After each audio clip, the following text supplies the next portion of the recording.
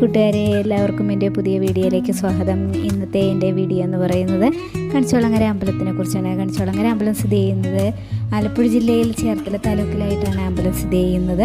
ഈ അമ്പലത്തിൽ പോയി പ്രാർത്ഥിച്ചപ്പോൾ എനിക്ക് കിട്ടിയ ഒരു വലിയൊരു അനുഗ്രഹത്തെക്കുറിച്ചാണ് ഞാൻ ഈ വ്ലോഗ് ചെയ്യാൻ ആഗ്രഹിക്കുന്നത്.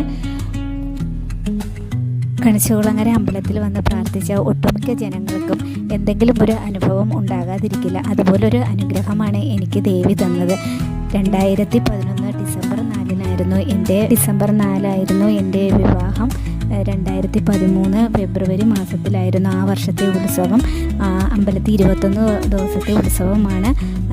ഉത്സവം കഴിഞ്ഞ് 7ാമത്തെ ദിവസം അവിടെ ഒരു പുഴുക്ക് വഴിപാടുണ്ട്. ആ പുഴുക്ക് വഴിപാടിനായി ഞാനും എൻ്റെ ഫാമിലിയായി പോയിരുന്നു. ആ സമയത്ത് എൻ്റെ മനസ്സിൽ വന്ന ആരോ പറയുന്നത് പോലെ ഒരു തോന്നൽ, ഒരു കുഞ്ഞിൻ്റെ ആൺരൂപം ഉണ്ടാക്കിയിടും, നിനക്ക് അടുത്ത വർഷം ഈ സമയത്ത് ഒരു കുഞ്ഞുണ്ടാകുമെന്ന്. ഇങ്ങനെ മനസ്സിൽ തോന്നിക്കുകയും ഞാനൊരു കുഞ്ഞിൻ്റെ ആൾരൂപം ഉണ്ടാക്കി സമർപ്പിക്കുകയും ചെയ്തു.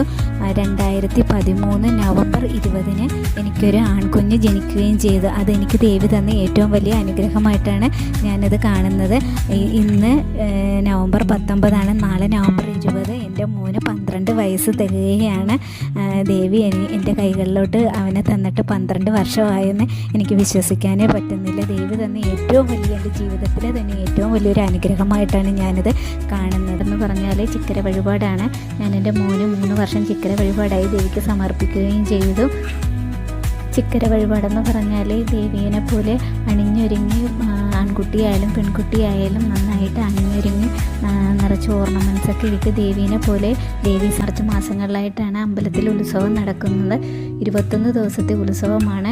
കൊടികേറിക്കഴിഞ്ഞ് അന്ന് മുതൽ 21 ദിവസം ചിക്കര വഴിപാടിനുള്ള കുട്ടികൾ അവിടെ ഇരിക്കണമെന്നാണ് ദേവീ സങ്കല്പം.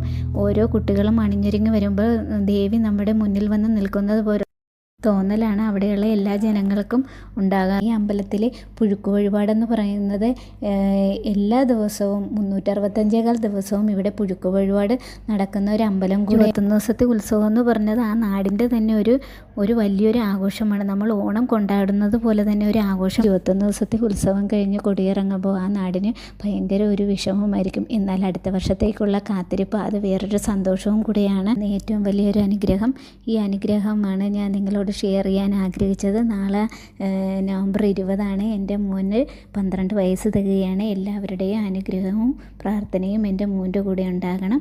അപ്പോൾ എല്ലാവർക്കും എൻ്റെ വീഡിയോ ഇഷ്ടപ്പെട്ടെങ്കിൽ എല്ലാവരും എന്നെ സപ്പോർട്ട് ചെയ്യുക, ലൈക്ക് ചെയ്യുക, സബ്സ്ക്രൈബ് ചെയ്യുക.